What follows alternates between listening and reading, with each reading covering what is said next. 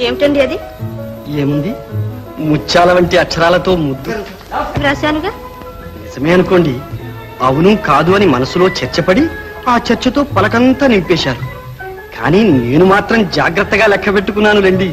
10 అవునులు 9 కాదులు ఉన్నాయి. 10లో 9 తీసేశాను. అవును మిగిలింది. ఇక అవునంటే అవుననేగా. అయితే మాత్రం మిమ్మల్ని ఎవరు లెక్క పెట్టమన్నారు? ఏదో నా అదుర్ద నాదనుకోండి. చాలండి మీ పాండిత్యం.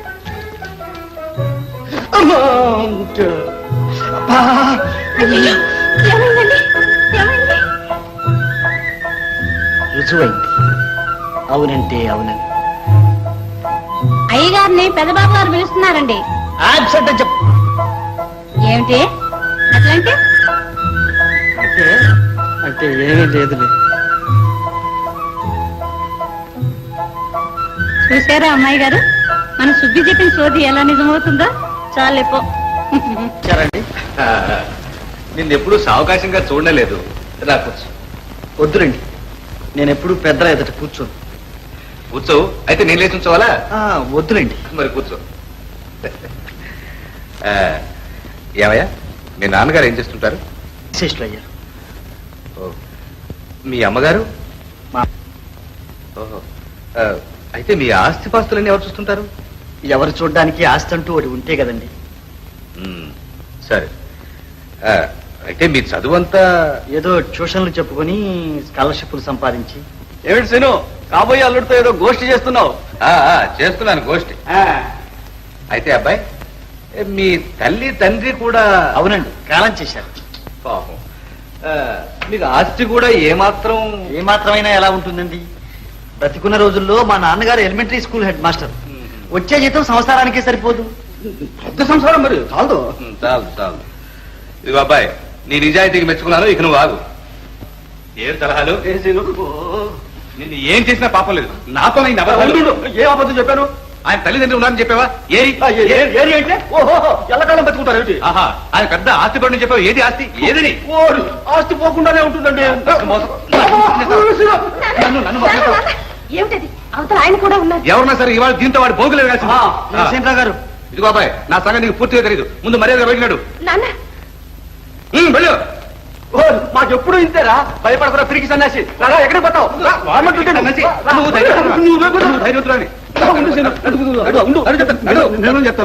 ముందు ఇన్ని అబద్ధాలు ఎందుకు చెప్పావు చెప్పు. అట్లా అడుగు. వారిజాక్షులందు వైవాహికములందు వంకవచ్చు అన్నారు. అన్నారే? ఉండు, 100 కలలాడైనా ఒక్క ఇల్లు నిలపమన్నారు. ఆ కుర్రవాడి కోసం చెప్పాను. అంతకంటే యోగ్యుడు ఇక మనకు దొరకడు. కావాలంటే వాడి చెయ్యి చూడు, ధనరేఖ జిర్రిపోతులాగుంది. చెయ్యక్కలేదు కాదు.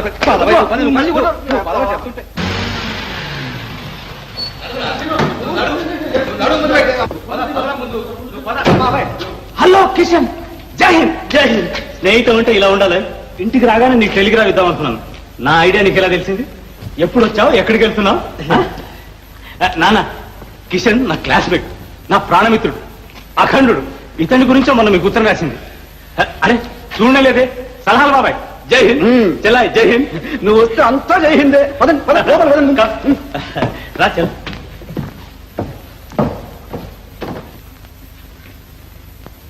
ఇంకా చూస్తావేం సీను? పద పదా.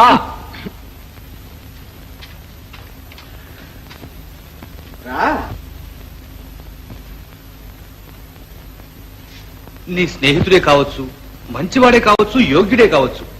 కానీ అతనికి చిన్న ఇల్లు లేదు, చెట్టు పొలం లేదు. అతనికి లేకపోతేనే నువ్వు మాట్లాడకు. అవునా? అతనికి లేకపోతే మనం ఇస్తాం. అంతే సీను. రేపు నీ పిల్లనివ్వగానే నీ సగం ఆస్తి అటే పోతుందిగా. ఆ లెక్కతోనే చెప్పాను. నేను ఊరుకోమన్నానా? నా సంగతి మీకు పూర్తిగా తెలియదు. పిత్రార్జితంతో కూర్చుని తినే పుత్రులు, పెళ్లాల డబ్బులు కాసించే భర్తలు అప్రయోజకులు అవుతారు. కనుక పెళ్లాన్ని పోషించుకోవడానికి అతనికి మంచి ఉద్యోగమైనా ఉందా? లేకే, మా ఆఫీసులో నేను ఇప్పిస్తాను. నువ్వా ఇప్పించేది? నీ మొహం. బాబా ఇప్పించేదేంటి నాన్న, మీరే ఇప్పిస్తారు. అది సరే, ముఖ్య విషయం నేను మొదటి నుంచి చెప్తూనే ఉన్నాను. అమ్మాయి ఒప్పుకోవాలి. ఆ విషయం కనుక్కున్నారు? నువ్వంటావేమిటి? అమ్మాయి రుక్మిణి, అమ్మాయి రుక్మిణి, రుక్మిణి, అమ్మాయి రుక్మిణి. ఏమిటయ్యా? ఇదంటే అమ్మాయి రుక్మిణి, రుక్మిణి. ఏం నాన్న? చూడమ్మా, మీ అన్న ఏదో చెప్తున్నాడు.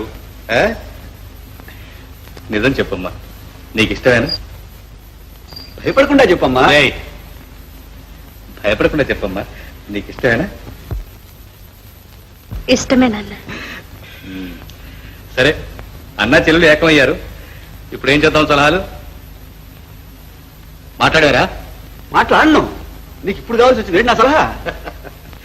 పర్వాలేదు, చెప్పు. ఏముంది, ఇద్దరు ఇష్టపడ్డారు, పెళ్లి చేసేద్దాం. సరే, అయితే నువ్వు ఇక్కడే ఉండి పెళ్లి పూర్తి చేసి మరీ వెళ్ళు. ఓ, ఇప్పుడే టెలిగ్రామ్ ఇచ్చి మా సంసారాన్ని పిలిపిస్తాను. నువ్వు పౌరోహితుడిని పిలిపించు, ముహూర్తం పెట్టించేద్దాం.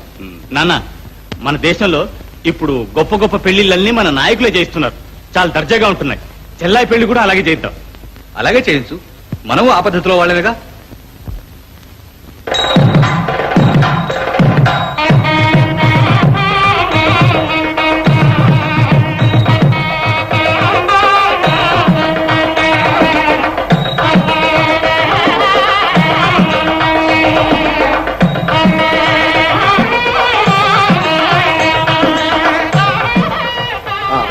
శుభమస్తు.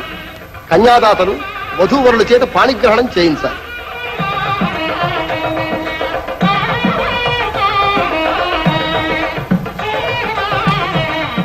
ఈ పత్రికలో ఉన్నట్టు చదవండి. నా కుమార్తెను నీకు సహధర్మచారినిగా చేయుచున్నాను. ఈ కన్యతోనే నీవు జీవితాంతము ధర్మాచరణము చేయవలను. నీవు సన్యసించరాదు, ఇంకో స్త్రీని వివాహమాడరాదు, కోరరాదు, కన్నెత్తైనా చూడరాదు. తెలిసిందా? ఆయన ముందు వరుడు ప్రమాణం చెయ్యాలి. నీ అభిమతమును తెలుసుకొని మన గురువుల అనుమతిని పొంది నాకు సహధర్మచారినిగా నీ పాణిని గ్రహించిన మీ ధర్మమే నా ధర్మముగా సంతోషంగా మేము అనుసరించి ఉంటాను. ఇంకా నేనేమైనా? ఇంకేమీ లేదు. ఇంతటితో మీ పని అయిపోయింది. వధూవరులు ఇలా రావాలి.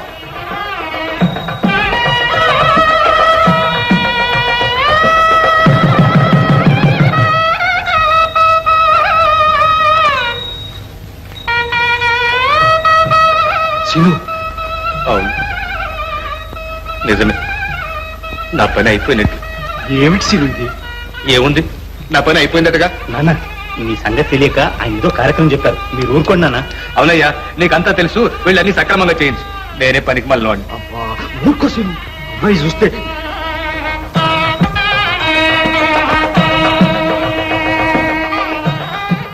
ఉభయులు కలిసి ఈ ప్రమాణాలు చెయ్యాలి.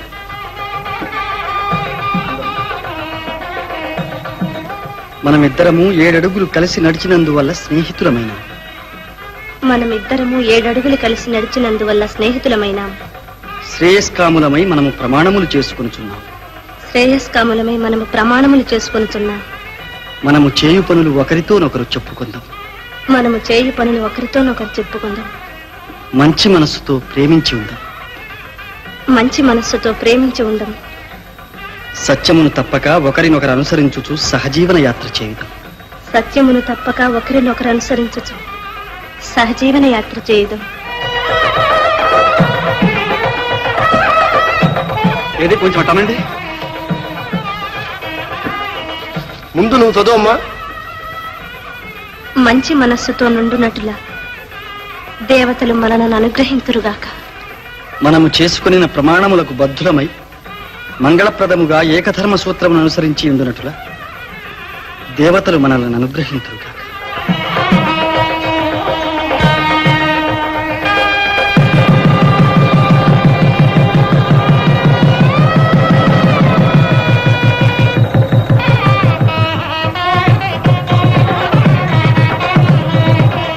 మీకు ఒక ముఖ్యమైన రహస్యం చెబుతున్నాను. మన మానవ మాతృలకు జీవితంలో ఒక్కసారైనా ప్రేమగండం తప్ప. ప్రేమగండమా? అవును నాయన.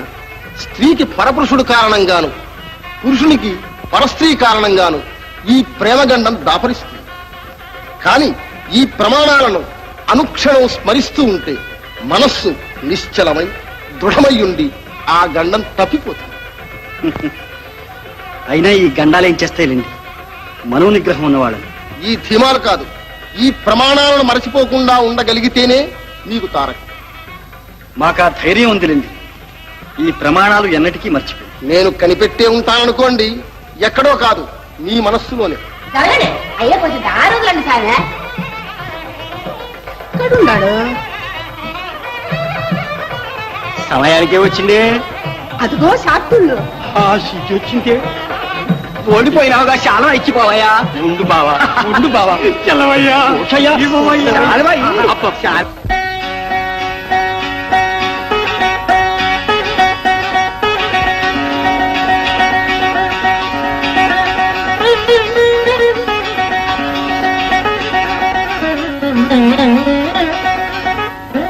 నూరేళ్లు ఐదో తరం కలిగి కడిపడి బిడ్డలు గాని సుఖంగా ఉండమ్మా.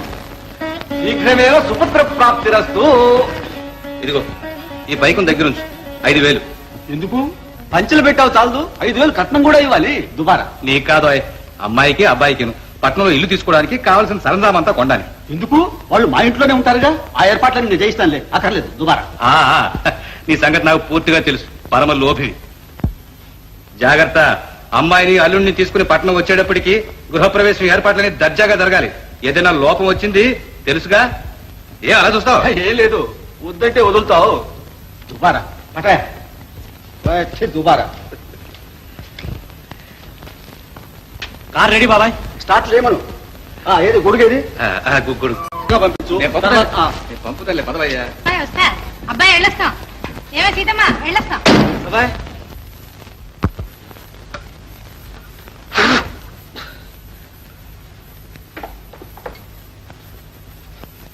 దేవి జగదంబిక, దేవి జగదంబిక.